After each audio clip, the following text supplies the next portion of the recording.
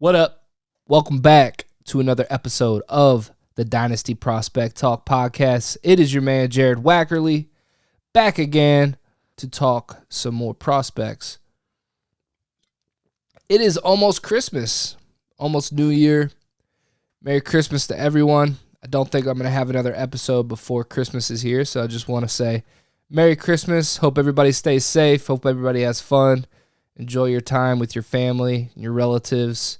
And put your feet up, watch some football, kick back, drink a beer, enjoy yourself. So today we're going to go through ESPN's mock draft that they released this week by Todd McShay. And the reason I like to look at these is because Todd McShay is a guy who's really plugged in with the NFL, scouts around the league, and it might be a tell as to what might happen in the NFL draft. You know, how many receivers can we expect to be taken? How many quarterbacks? And it's especially important this year in Superflex leagues because should we be acquiring, maybe some second-round picks because running backs and receivers might get pushed down a little bit depending on how many quarterbacks end up going in the first round, things like that. So I want to break it down for you guys, go over some landing spots that happened, for fantasy relevant people, of course, and just, give you my thoughts on some of these players and what I think about these landing spots if they were to happen. Obviously, this is based on records right now, how the first round shakes out as of right now, but all of that's going to change, obviously. Yeah, I mean, these guys have connections, so it's good to pay attention. I don't necessarily take Todd McShay for being the best player analyst, but he works for ESPN and he's plugged in. So I'll link the mock draft article below in the description so you guys can check that out. And if you're listening to the podcast, I'll link it in the podcast description too. Speaking of that, if you guys haven't yet, check out the Dynasty Nerds YouTube channel. I'm putting this out in video form now, so it'll be up on our YouTube channel. Make sure you like, subscribe, leave a comment. Let me know what you guys think. And, I'll always comment back. So tweet at me, at Jared Wackerly FF. I'm out there too. So let's get into this mock draft a little bit. So the first thing that I want to highlight is there was no quarterback taken in the first 11 picks. No quarterback. So I told you guys the last few episodes that this quarterback class is pretty down this year. There's really no guy that is going to be first overall or anything. And honestly, if you were to put any of these quarterbacks in the 2021 draft, I would take them probably sixth. I would take Mac Jones, Zach Wilson, Trey Lance, Justin Fields, and obviously Trevor Lawrence all before any of these guys.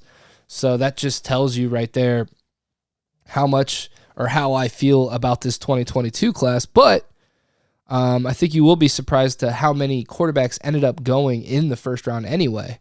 So if you're in Superflex leagues, what's that mean? That means that a lot of the wide receiver and running back talent is probably going to get pushed down, kind of like last year, where those early second-round picks are going to have some value because this wide receiver class is deep. They don't really have the elite guys that we might have had in the last two draft classes, but it's deep and it's top-heavy, so there are some really good guys that are going to be fantasy producers. And there's 3 or 4 running backs that have prototypical size to them that could be workhorses in our offense. So I think those first few early second-round picks are going to be real valuable in Superflex leagues. If you think, there's going to be 5 quarterbacks off the board or 6 quarterbacks maybe in those first 12 picks. So definitely something to pay attention to here. Also, we need to see what happens with Russell Wilson, Deshaun Watson, Aaron Rodgers, see where they end up going. That will definitely paint the picture to how this first round may go for the quarterbacks. But within the first 11 picks, I mean, that's the New York Giants passing up on taking a quarterback there. I could definitely see them reaching, quote-unquote reaching, for a quarterback within those picks and moving on from Daniel Jones after this year. I mean, he's 12-25 as a starter. He hasn't really taken that next step, hasn't taken control of that team as the guy. So I could see them reaching at 5 or 7. They have 2 top 10 picks as of right now.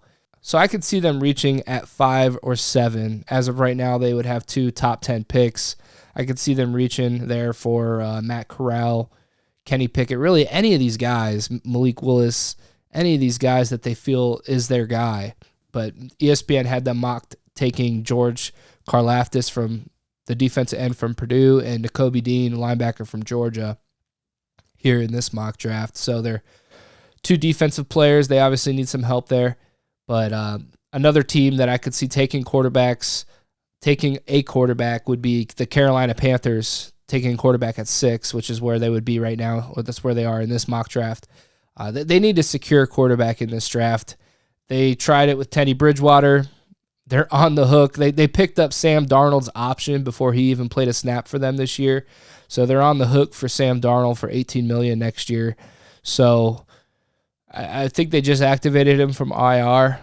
Let's see if they give him another shot here at the end of the year. I don't think they will. Sam Darnold's a bust, man. He's not good. He's not going to be a franchise guy. Cam Newton's washed up.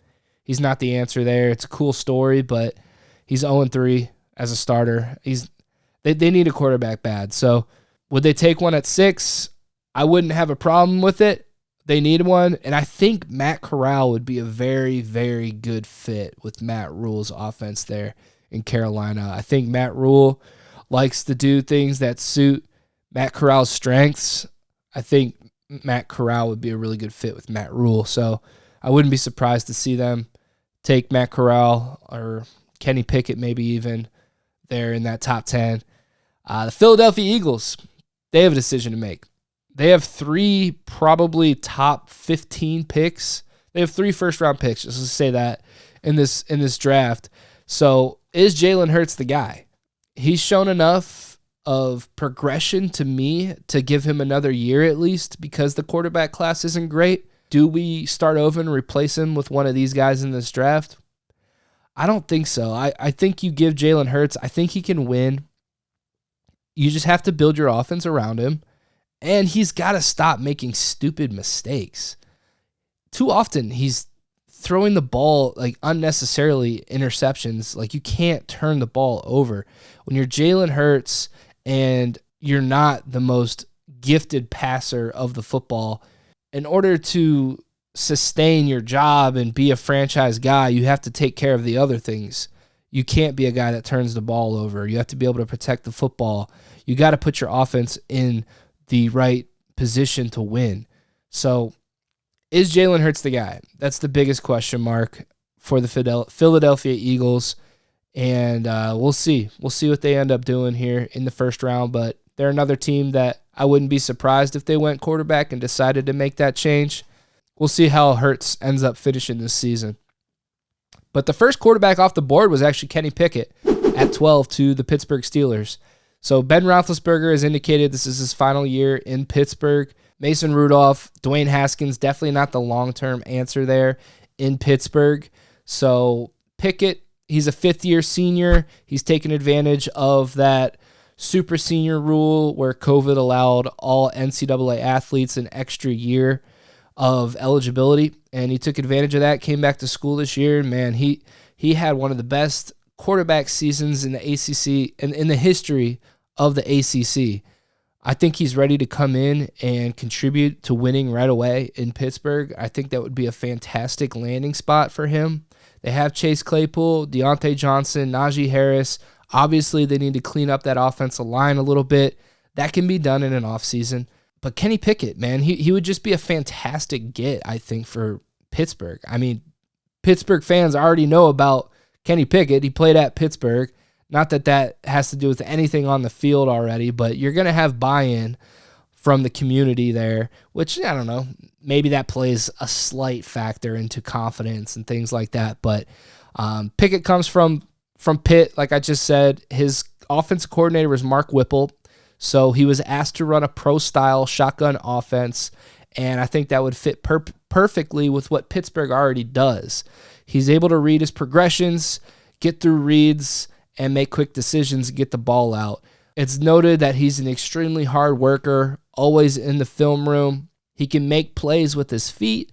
I think Pickett going to Pittsburgh, if they don't land like Aaron Rodgers or Russell Wilson or maybe Matt Ryan leaves Atlanta somehow and They end up getting one of these veteran quarterbacks. If they don't end up doing that, I think Kenny Pickett would be a fantastic choice, and I think this would be a fantastic landing spot where Kenny Pickett would probably be your QB1 if he landed in Pittsburgh. So I would love that. Kenny Pickett was the first quarterback off the board, if that tells you anything from what Todd McShay's hearing from scouts and things like that. So Kenny Pickett, man, the stock just keeps rising with him. Jameson Williams, wide receiver 1. Number 1 wide receiver off the board at 8 overall to Atlanta. So this is the first time I've seen Williams get mocked as wide receiver 1 off the board, but I'm not surprised, man. Like, this dude has had such an ascension. He's a special kind of athlete. I mean, he has legitimate 4.3 speed, and he's 6'2" with long arms. So I like him way more than I ever did with Henry Ruggs out of Alabama. He's not just straight line guy. I mean, he can throttle down into soft spots in the zone. He catches the ball extremely well. He's very, very good. Like, I could definitely see Williams ascending into wide receiver 1 as a consensus, as a fantasy football hole, especially if he's the first wide receiver off the board. Atlanta, I'm not sure how much I love that spot. They just took Kenny Pickett. If Calvin Ridley comes back, how much do they eat into each other's workload? I hope Calvin Ridley finds himself mentally and does come back to the game. He's a great player, but you got to take care of upstairs first, obviously. But getting Matt Ryan another weapon is not a bad idea. Is Matt Ryan the quarterback next year? They definitely need to make that decision soon, but I assume Matt Ryan's still going to be the quarterback next year. He's looked good this year so far.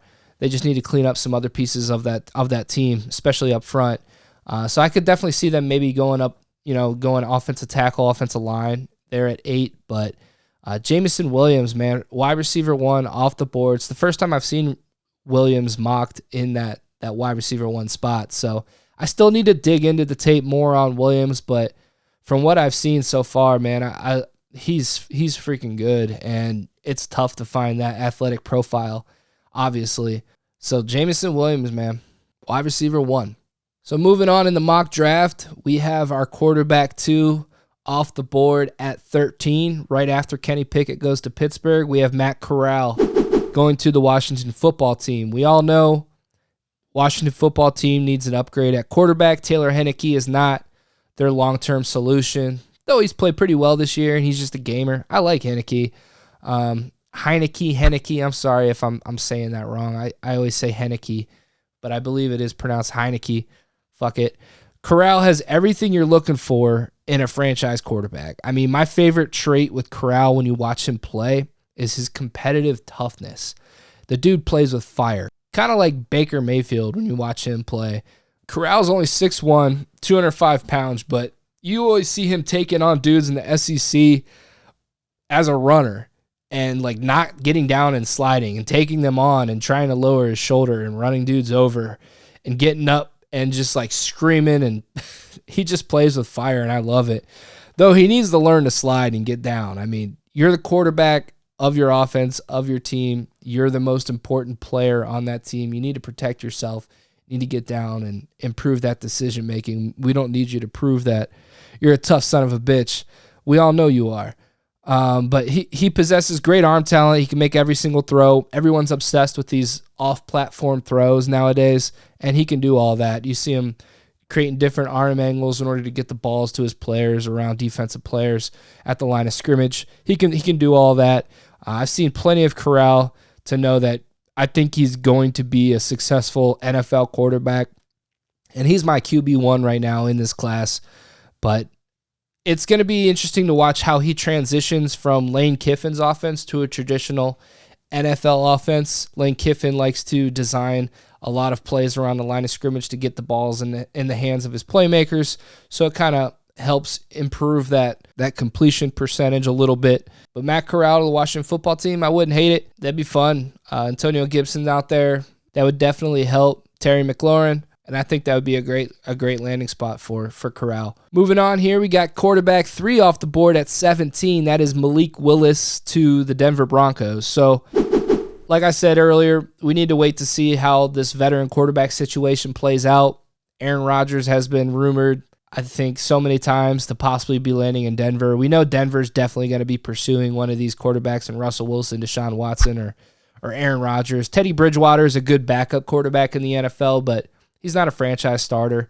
He's a game-managing quarterback. He doesn't make the throws that you need down the field. He just manages the offense. He doesn't do anything special. I think Willis has the highest ceiling out of all the quarterbacks in this draft, just given his physical profile. He's a great runner. He's like a running back with the ball in his hands. And some of the throws that he makes, I mean, he's got arm talent. Some of the throws he makes you just say, wow. Your jaw just drops to the floor. I love Willis. He needs to clean up his decision-making. I've said this before on this podcast.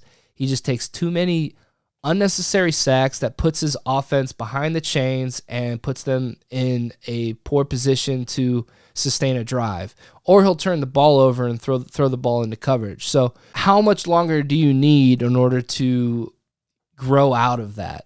Do we see guys take that step and grow out of making those stupid mistakes?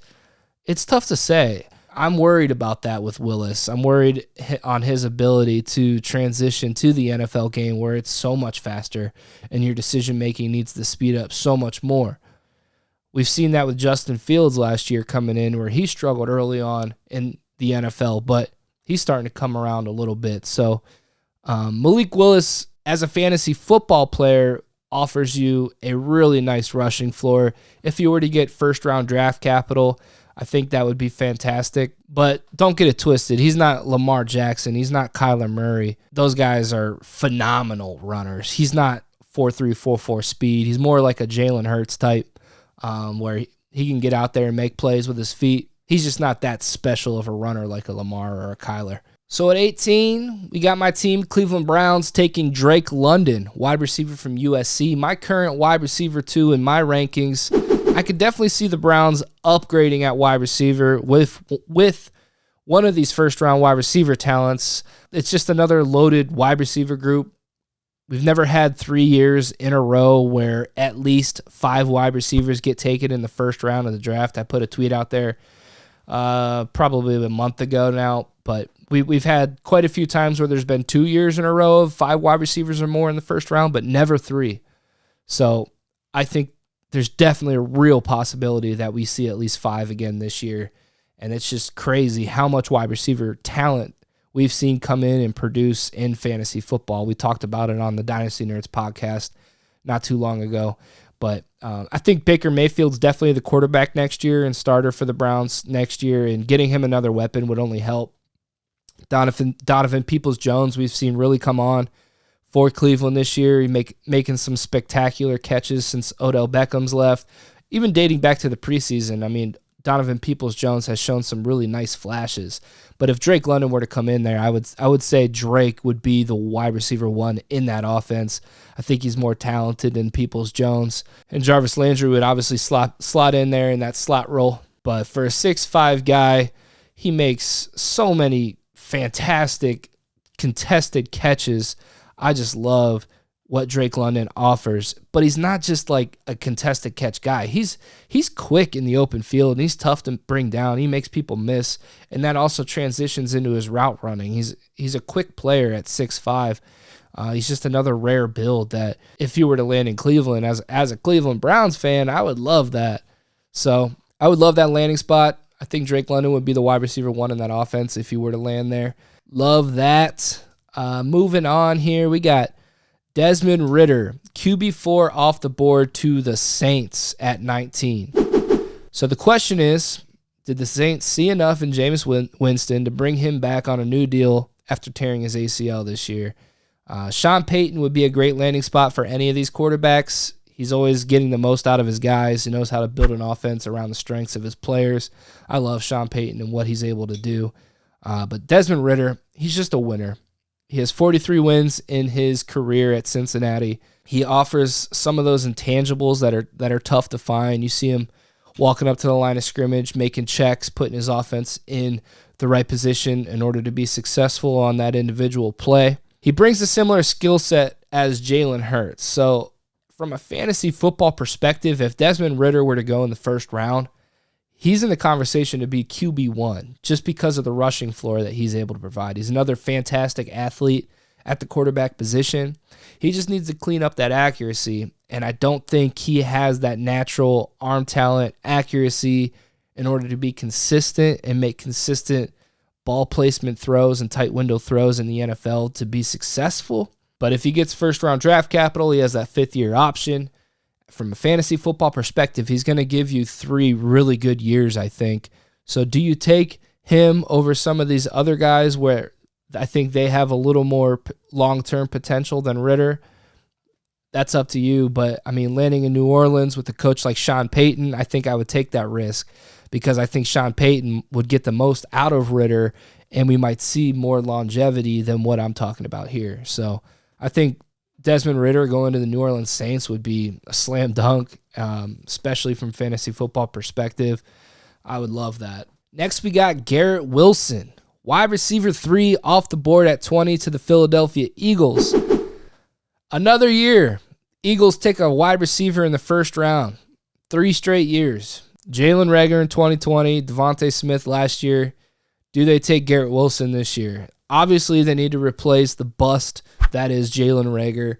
I can't believe how high I was on him. I saw some things on tape that I really liked, his explosiveness, ball skills, but man, he just does not put it together in the NFL right now, and he's looking like a bust. Devontae Smith is obviously not a bust. He's looked great. I've said it so many times. Garrett Wilson has the best body control in this wide receiver class. You can throw it anywhere, and you can trust Garrett Wilson's going to be able to make a play on it. And I love guys like that. You can just throw it in an area. They're able to make acrobatic catches and bring the ball down. And Garrett Wilson's extremely quick off the line of scrimmage. He's great at beating press, great at getting open. He can make people miss in the open field. He's a complete receiver, and I can't wait to see what kind of NFL product he becomes, especially for fantasy football purposes. But if he were to land in Philadelphia, where we have question marks at quarterback, is Jalen Hurts the guy? If he is the guy, he's not the best passer.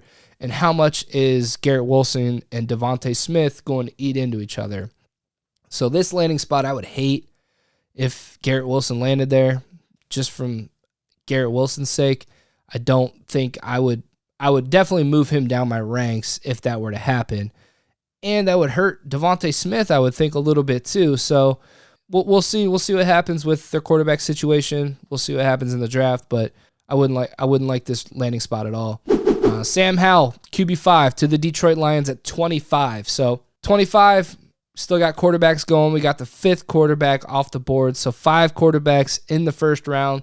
So if you're in Superflex leagues, like most of you probably are now, man, I mean, those wide receivers and running backs are really going to get pushed down because we know how much of a hot commodity quarterbacks are in Superflex league, especially these young guys that are taken in the first round that we know are going to be given the opportunity to start. So I don't think Sam Howell is an upgrade over Jared Goff. I'm sorry, I just don't. And Goff really hasn't looked that bad. He's on the books for over $30 million for next year, so you know he's going to play next year. So if Sam Howell were to land there, or if any quarterback were to land in Detroit in this upcoming draft, they're probably going to sit out for a good majority of next year. I don't think Howell's the greatest in this class. I'm not low per se on Howell, but I think I'm lower than what consensus has him at right now. He would be my QB4 behind Willis, Corral, and Pickett. And he might be QB5 because I like Carson Strong a lot too, but he hasn't been mocked in this first round, so we're not going to touch on him too much. But I do want to say Jim Nagy put out a tweet today or yesterday, it's December 17th right now, that NFL doctor looked at the MRI result from Carson Strong, and there's nothing to be worried about his torn knee. I know that's been the big discussion with Carson Strong is his durability and his knee issues, but he rushed back in order to play this year from knee surgery, and it's looking great. It's looking like there's no issues longevity-wise for his knee. So that's great news. I love Carson Strong. I think he's got the best arm talent in this class. But anyway, Sam Howell to the Detroit Lions. Don't like it. I don't like people landing in Detroit anyway. I think it's a dumpster fire over there. Jared Goff really hasn't looked that bad, so I have a tough time seeing them moving on this year and addressing quarterback. I could see them addressing quarterback next year because they're likely to probably have a top 3 pick again. They just need a lot over in Detroit, but I do like Dan Campbell and what they're trying to do over there. Next fantasy football relevant player is Chris Olave as wide receiver 4 at 28 to the Green Bay Packers. Man, if any wide receiver lands in Green Bay, which they need, Aaron Rodgers wants another playmaker for that offense. Before I say Aaron Rodgers wants a playmaker for that offense, we didn't know if Aaron Rodgers is going to be in Green Bay next year. That's number one. But if Aaron Rodgers is in Green Bay and a wide receiver lands there, we have to love them, right? Marquez Valdes-Scantling is most likely out of there. He'll be a free agent next year, and he just hasn't really lived up to the billing or what they were looking for. I think Olave would be a great fit. He could be that guy that takes the top off the defense. He's a better talent than what they have in MVS. He's just so smooth in and out of breaks. He's had some drop issues this year that I'd like to see him clean up, but I mean, Olave's stock would skyrocket if you were to land in Green Bay with a guy like Aaron Rodgers. And I think I said that on my wide receiver podcast. I think it was my second episode that I did, that if Olave were to land in an offense like Green Bay with a quarterback like Aaron Rodgers, man, you got to consider him as one of the top 3 wide receivers in the draft, 100% in your rookie drafts. So I love that landing spot. That would be great. That would be great for Green Bay. That would be great for Aaron Rodgers. That would be great for Chris Olave.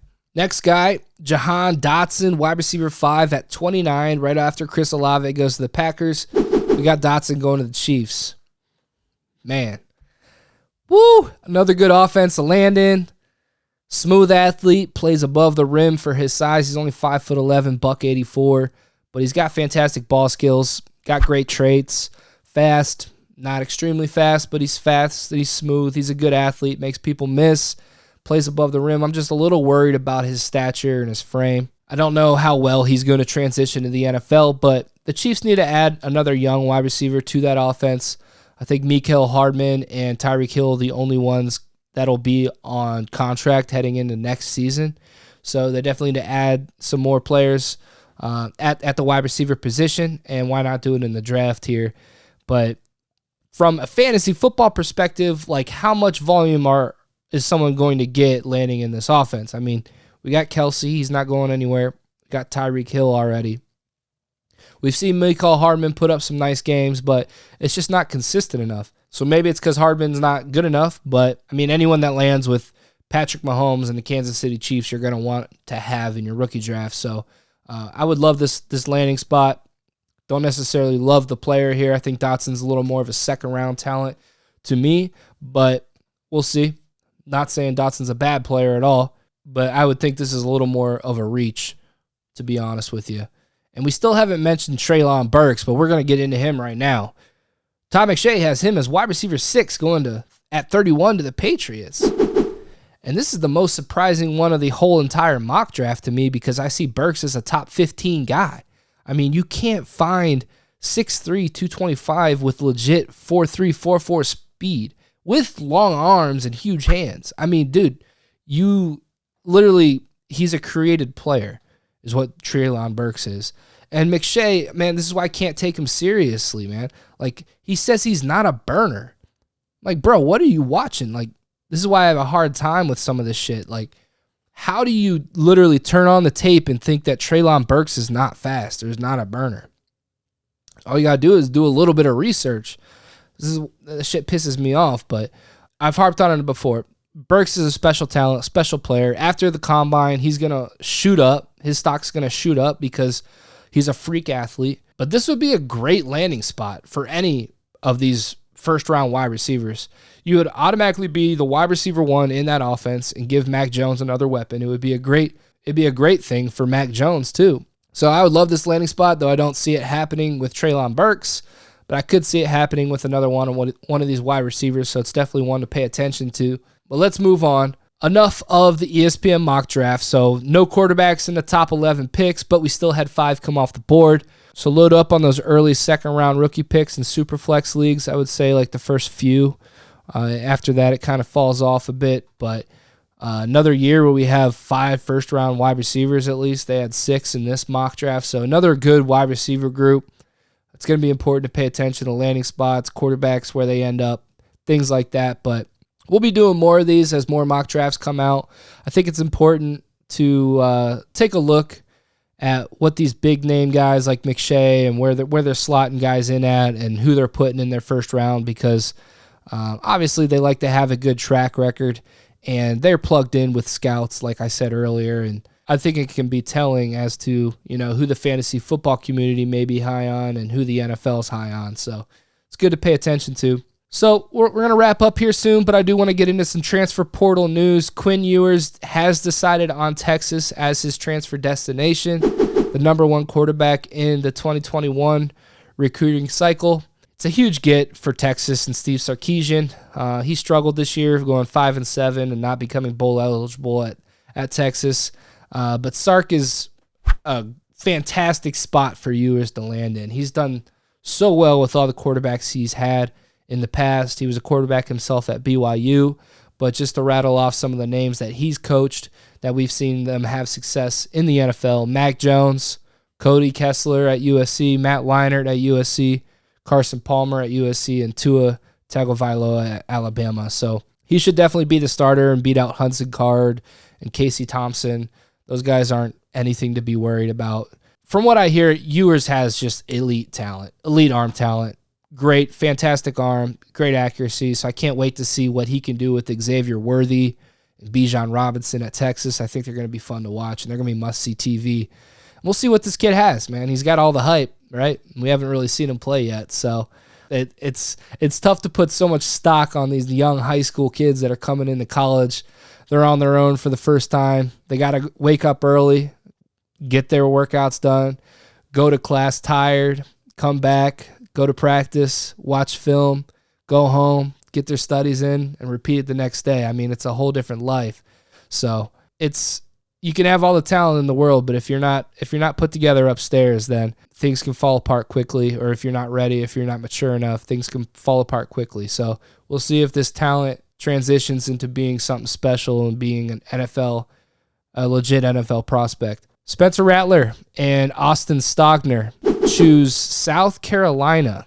So Spencer Rattler, the QB1 coming into this past year, who is not going to be in this draft cycle. He'll be in next draft cycle.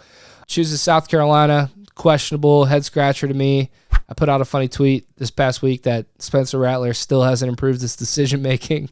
They got a lot of retweets and stuff. So I don't know, man.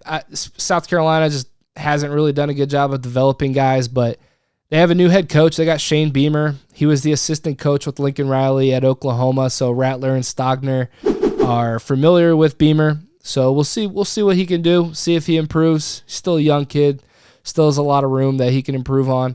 I wish him nothing but the best. I hope he does improve and become the best player he can be. So 2 more names to bring up regarding the transfer portal: Bo Nix and Tank Bigsby, 2 of Auburn's best offensive players.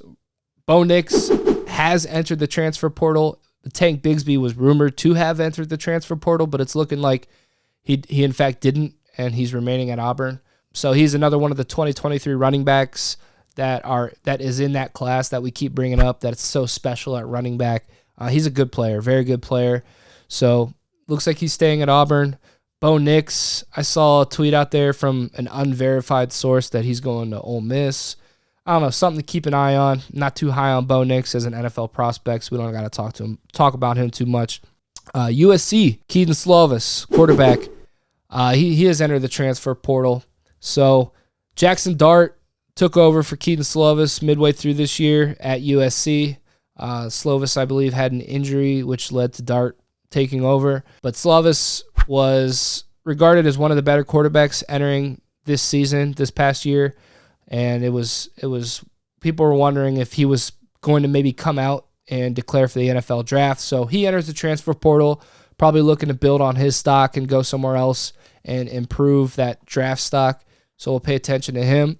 And Dillon Gabriel, UCF quarterback who missed last season, he has put up fantastic numbers in his career, has ended up transferring to UCLA.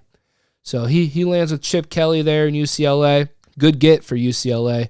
Gabriel's a real solid player. Not sure how much NFL stock he has. He's a very undersized quarterback, but he can sling it. Just some names to go through there. I got some 2022 declares before we get out of here. Tyler Goodson, running back from Iowa. Isaiah Spiller, running back from Texas A&M, has officially declared one of the top, if not the top, running back in this draft class. Carson Strong, we talked about him earlier, quarterback from Nevada. I think he's got a potential to be a first round quarterback. I really like him. I really like what he offers as a passer. He's a complete statue in the pocket. So I said earlier that Jim Nagy had said that his medicals look fine, and that was the biggest concern with him. So if his medicals are indeed fine, then I would expect him to be first or second round draft capital. If he gets second round draft capital, I'm kind of writing him off. I'm not too in on him, but I would take him later, maybe third round of a super flex draft. But if he gets first round draft capital, man, I'd love to see where he lands. I like Carson Strong a lot. Brock Purdy's from Iowa State, quarterback, in case you don't know him. Max Borghi, running back, Washington State. Jashaun Corbin, running back, Florida State. And Kenneth Walker, we all know him, running back, Michigan State, Heisman snub. I shouldn't say snub. He should have been a finalist, Heisman finalist snub. It should have went to Bryce Young like it did. So Kenneth Walker enters the draft, one of the top running backs in this draft. So those are some names for you there. I'm not going to break down them too much because I need to get through a lot of their tape still. A lot of these guys are back-end rookie draft guys, maybe undrafted guys that you would end up picking up as a free agent, aside from Isaiah Spiller and Kenneth Walker. But make sure you like and subscribe the video if you haven't yet already. Comment down below what you guys think of that mock draft. If you're listening, I appreciate you listening. Please consider leaving a 5-star review if you like the show.